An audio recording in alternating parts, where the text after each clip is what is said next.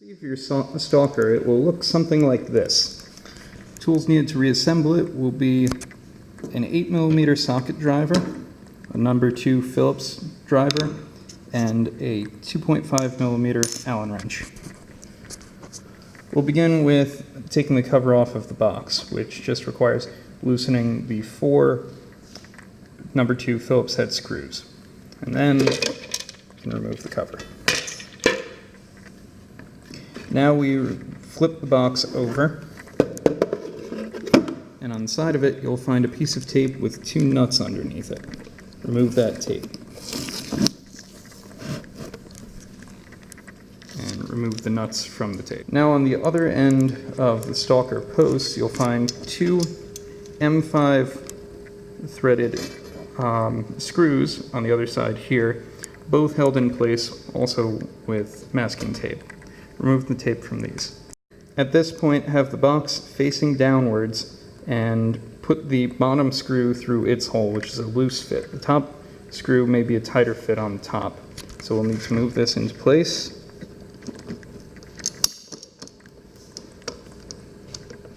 And then position the screw so that we can screw it in with the Allen wrench.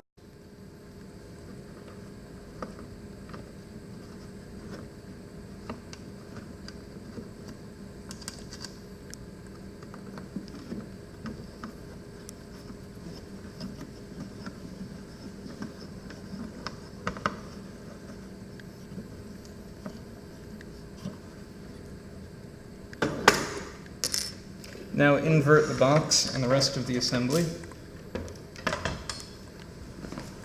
and begin threading the nuts on, like so.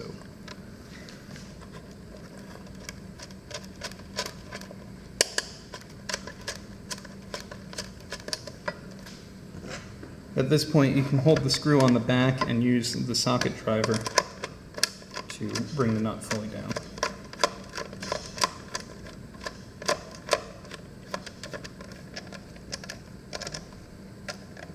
Bring that down until the nut is tight.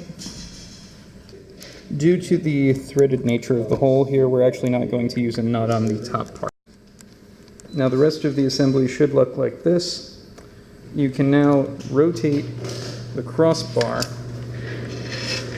after turning the assembly back over so that it will sit with the head of the screw in the channel and the load cell, or the strain gauge, sitting flat on top of the washer here. Now tighten down the 1/4 hand nut right here until it's tight and in place, making certain to avoid tightening on top of the cables that are right here.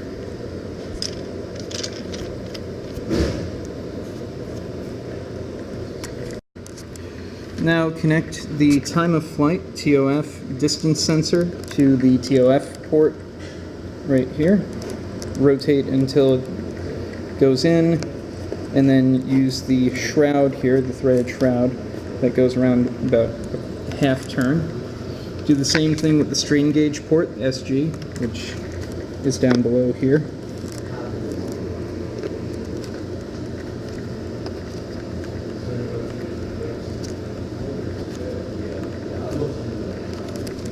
And now just re-invert the entire thing.